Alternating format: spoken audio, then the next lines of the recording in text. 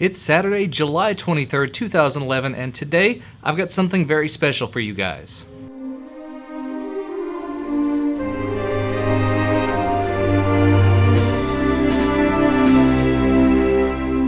Now let me preface this by saying this video is not going to turn out quite how I hoped that it would. I actually had an interview today with Jason DeRose, the lead developer for Novacut, which is a new professional video editor designed specifically for Linux that actually has cloud components which allow you to work interactively with people across the world. Now that's all well and good, but the screencasting software I was using decided to not screencast, so I captured my webcam, and that was really all. I captured the webcam and the audio of the conversation. So I'm going to try to take care of this by showing screenshots of the Novacut website, showing some screenshots of the Kickstarter project, and all sorts of things like that. But other than that, I hope you enjoy the interview, and let me know if you have any more questions about this, or do, again, feel free to contact the Novacut team over at novacut.com, twitter.com/Novacut.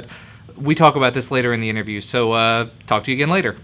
Okay, thank you very much for being with me here today, Jason. Today we're going to be talking a little bit about Novacut. Do you want to give us a little intro as to what Novacut is and where you guys come from? Okay. Yeah, thanks for the opportunity to talk about it. So, Novacut is... The goal of Novacut is to help artists be profitable telling the story they want to tell. And it's there's two pieces to it. One is the editor, which is the sexy part, I think.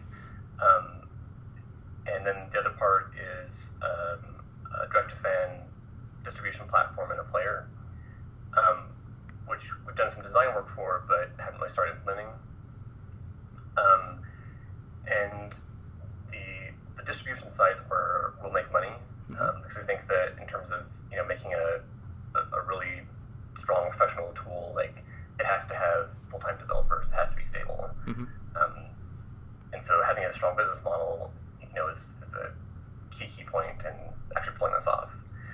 So, but then the great thing about the editor too is it's been a way to really engage with artists, because it forces us to really understand their storytelling process and build a strong relationship with them while they're still making the content.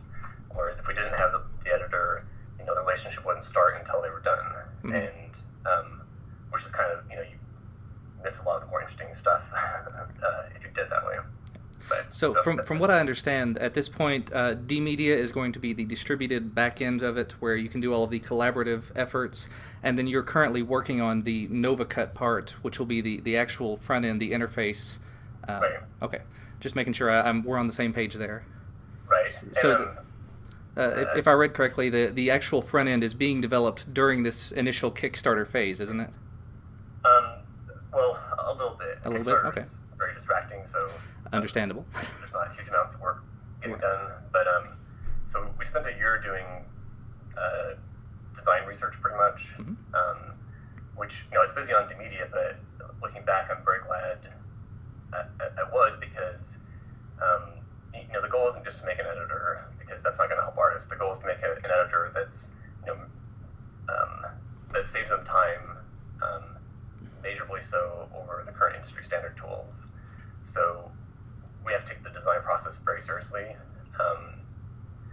So we just started doing UI work, and we're initially prototyping with HTML5 totally disconnected from the live backend. So we want to go through a bunch of variations of each little workflow piece we need to solve, and then basically measure them to pick the candidates that are worth doing a full implementation of. Okay. So in terms of Novacut, where it stands as opposed to other platforms, you mentioned that it was going to be a competitor for professional editors, such as, I guess, Final Cut, Final Cut Pro, Express, Adobe's Premiere, Vegas, whatever else. I actually don't do professional editing, so I'm relatively new to all of those. So yeah, definitely targeting professional tools. And I think the big thing that people get hung up on is they think professional means tons of features, which sometimes it does, but the biggest thing it means is you have to be really sensitive to how much time artists spend working on something. It is people will work 10-hour days, and so if if how you're doing something takes too many steps, or it's too error prone, like what the user wants to do takes 3 steps where it should be like the default that takes 1 step.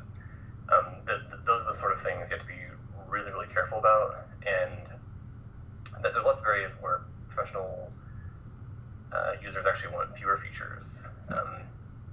Like lately, we've had a really nice guy hanging out in the IRC channel who's a special effects artist, and he happened to work on Harry Potter and Salt, and so he's been talking to us, kind of basically telling us what we'd have to do in order to be Hollywood's editing solution. Huh. Because in the next year, they're going to migrate to something else because Apple discontinued, the Pro 7, the Studio 3. Pro, yeah. Exactly. And he said, the first thing he said in the channel is something like, here's some advice, don't have any stupid transitions or creative effects. And he said, you just want super fast cutting and film cross dissolve, and that's all. And so it's interesting because in Hollywood they use, they're actually not a very demanding editor user because they use other tools for all the other pieces. So, they have maybe 10 pieces of software they'll use in production, and so as long as you can support the, basically standard formats you need to be able to import and export to, that's all they're going to do with the editor. So they're actually not a very demanding user, but it's just, the cutting has to be very, very fast workflow. Right. Well, and working on YouTube like I actually do, so much of it does involve taking a large raw file that has a lot of ums and ahs and cutting it, and the faster the cuts can be done, the more convenient it is. The workflow just becomes so much easier. So definitely an understandable thing to focus on. Yeah. What do you edit with, by the way? I actually edit using Kdenlive. It's primarily a Linux solution, but there's a Mac version available through Mac ports, and it has its ups and downs. It's got some of those transitions and effects that you said that the Hollywood people don't really look for, but at the same time it is very convenient in terms of just being a very easy to get into non-linear editor. Nice. Yeah. I never got around to playing with it. I need to in my surveying of editors, but right. Now, the one thing that I've seen about actually Kdenlive, and sorry we're going completely off topic here, but I've heard a lot of people complain about Final Cut Pro because when you apply an effect or anything to a clip itself, it doesn't immediately apply. You have to actually render that clip out, but Kdenlive does it all on the fly. So you can flip the clip upside down, you can turn it blue, you can do whatever you want. It may run a little bit slowly, but it does run. So in terms of effects or transitions, you mentioned the cross dissolve and very limited otherwise. Are there going to be plans for those in the future, or is it primarily just focusing on the Hollywood side of things? Not just the Hollywood side of things. Right. I mean, that's an interesting opportunity for us now because Exactly. Apple... Yeah, they did some terrible things. Which, I mean, from Apple's perspective, it was the right thing to do business-wise. Mm-hmm. Like, if you look at where they make their money, Pro software is a invisible line in that graph that you can't even really see. Mm-hmm. Well, and providing a piece of software for a entry-level price that you can eventually tell people to upgrade to something different whenever something different comes out, it does make some business sense, but at the same time, it's isolating a lot of users. Yeah. Hmm. Oh, yeah, I mean, the way they handled it was definitely not okay. Right. I've been rewatching the FCPX preview videos a little bit, and I mean, it was slimy. Yeah. I don't know what else to say about it. But where was I going with that? So the Hollywood opportunity is interesting, but so our target users are people that are, basically making these direct-to-fan productions right now, and we're really trying to tune ourselves to reality as best as possible. So initially, we're just looking at like what the users that are currently doing this, currently publishing, currently crowdfunding, because like they're kind of the recipe for what's needed. So for them, we want to build a full end-to-end solution. So definitely color grading is important. Maybe not super sophisticated color grading, but we have to have color grading. We need the detailed audio work. Maybe not as something as complicated as like Pro Tools, but the idea is like be kind of the good enough solution for them, but as fast as humanly possible. Right. Because, for those productions, like, if you can reduce their time by 25%, like their time to market, basically, that's the difference between them succeeding or having to give up a lot of times. Right. So, in terms of features, like, it's, we do have like a kind of a target list right now, but it's always flexible because we're always just going back to these target users and saying, like, okay, well, what do you need? And as that changes, we'll change too. So, well, that's actually the one thing I've really enjoyed about talking with Novacut over the last couple of days, couple of weeks, is that there is actually that response, that end user response. I mean, technically, I'm just a guy sitting in my basement with a few people watching my videos, and here I am talking to the lead developer behind the software, and I've spoken to to Tara, who is your PR, or I can't remember her title. So, community manager, technically, I guess. There we go, yeah. But that's actually one of the wonderful things about dealing with open source software versus a lot of the closed stuff you'd get out of a company like Apple or Adobe, is you can actually touch base with the people behind it and say, I really don't like this, could you change this, or can I help you change this? Speaking of that, actually, what sort of a team are you working with right now? So, there's the three co-founders, which is Tara, myself, and Jeff. And then there's a guy, James Raymond, who lives in Scotland, and he's the lead UI designer. He's an amazing graphic designer. It's incredible. And then in terms of kind of the key development effort, like David Jordan, he's a student in Illinois, and he's currently doing a Google Summer of Code for optical flow for GStreamer. And the optical flow, you can use it for a lot of stuff. Like, his target right now is compositing, to kind of, basically like the kind of semi-automated rotoscoping. Right. But it's also what they use for doing a high-quality like frame rate change. So if you want to go from 30 frames a second to 24, for example, they basically like see like, okay, it's here this frame and here this frame, but we need it when it's here. So it does motion analysis and basically it roughly fills in between frames. Very cool. And definitely something that FCPX has that in by default now. So definitely a feature we need to be competitive as far as on that stuff. But right. So what I'm gathering there is it's a relatively small team, but a bunch of hardworking people that are working toward a common goal. Again, one of those key features of the open source community, you can have a small team that's all working very well together from across the world, and people from the outside can easily get in touch with you all and say, are you doing this way, or can I help you do it a slightly different way? Yeah. Right.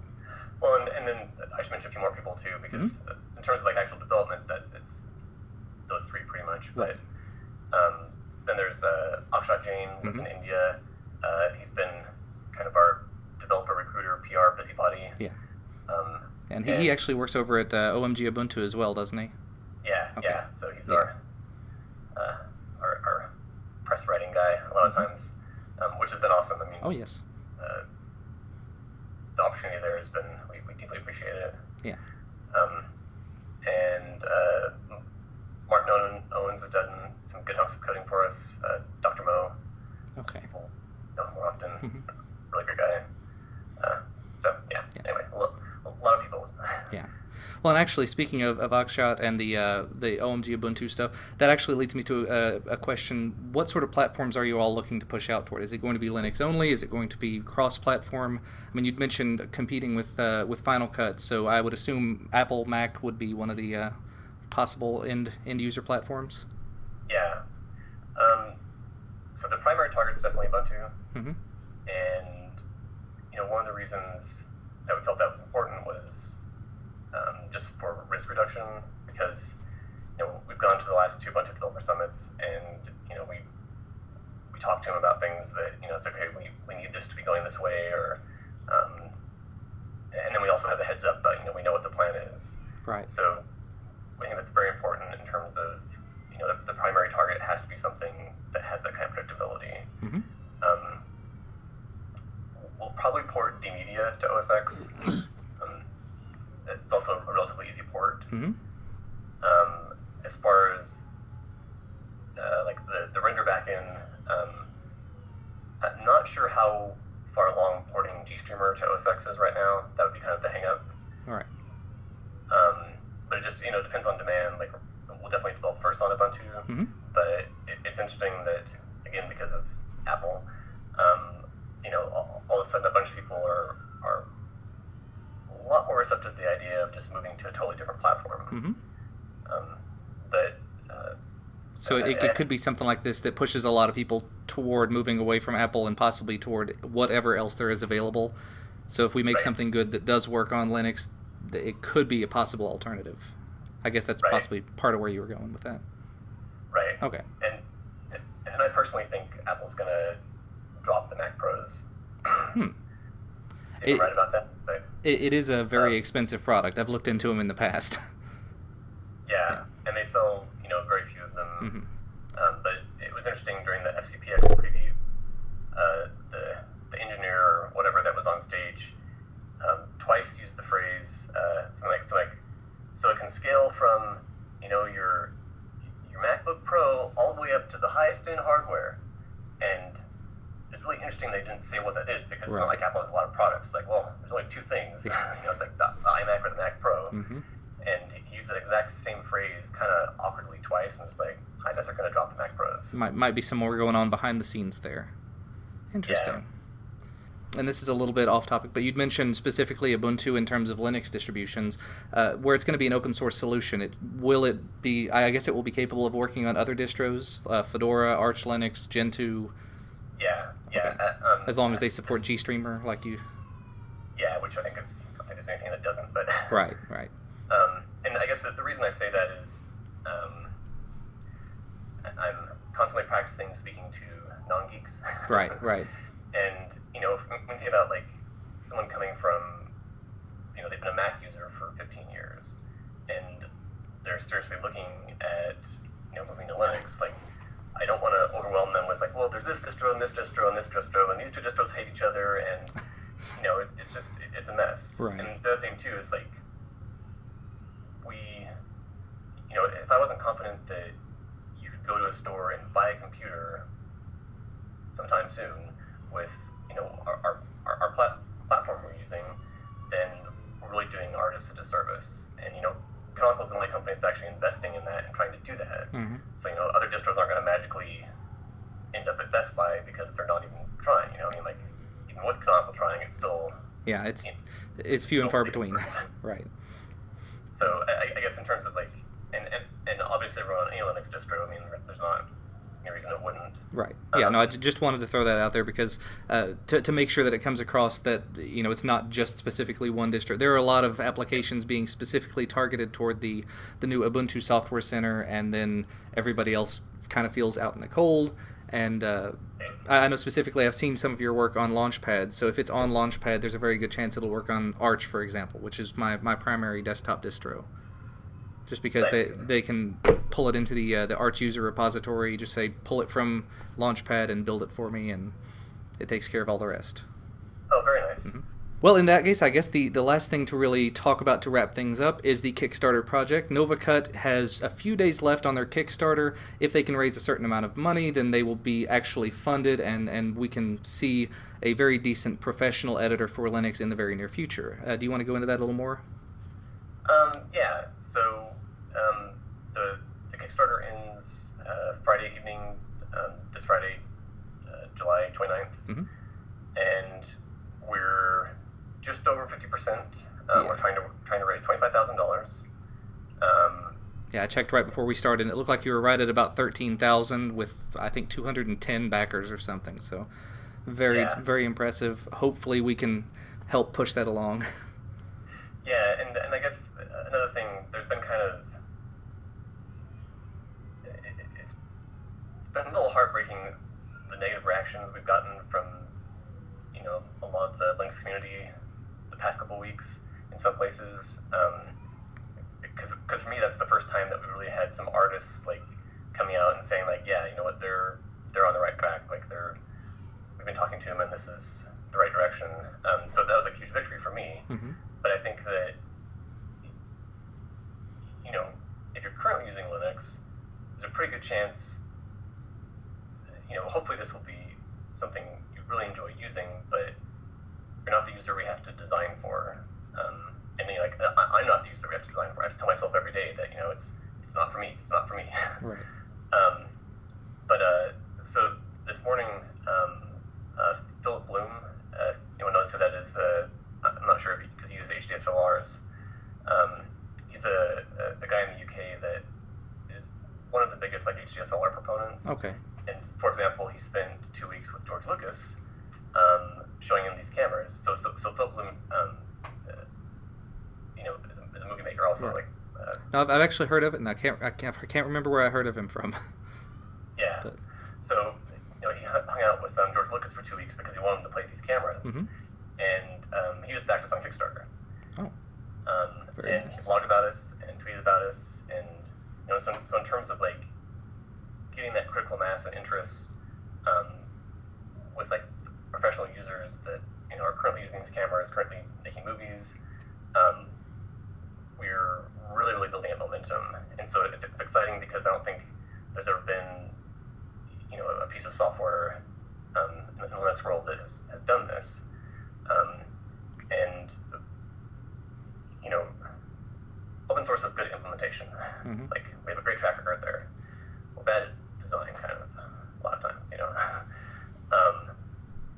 But with this application, the thing that really the target users are designing it because, we talk to them, we show them, okay, I was thinking about this, how would this help you? And then they say, oh, no, that doesn't work, or, oh, yes, that does work. So it's a really important opportunity in terms of making sure, we can set an example others can follow, and part of setting an example is succeeding. If it looks like, oh, they worked so hard and then they failed, and just well, why are people going to go try to do that afterward? Right. So. Well, and there was a Kickstarter campaign last year sometime. Yeah. That didn't quite make it. And we had just started, right? And no one knew us, but we were didn't have the money. So oh, we'll try Kickstarter. And, right. Looking back, it's very understandable why it failed. But well, yeah. a lot of it is just word of mouth and things like what we're doing right now. Yeah. So I think actually on that note, if you are interested in helping Novacut out and helping to see this professional editor become available on Linux sometime in the near future, definitely head over to Kickstarter.com. I will have the link to that down in the show notes below the video. So thank you for being with me, Jason. Thank you for the information. If you do have any more questions, definitely head over to Novacut.com, right? Or the Twitter or the IRC channel, irc.freenode.net. I think it's #Novacut. Okay.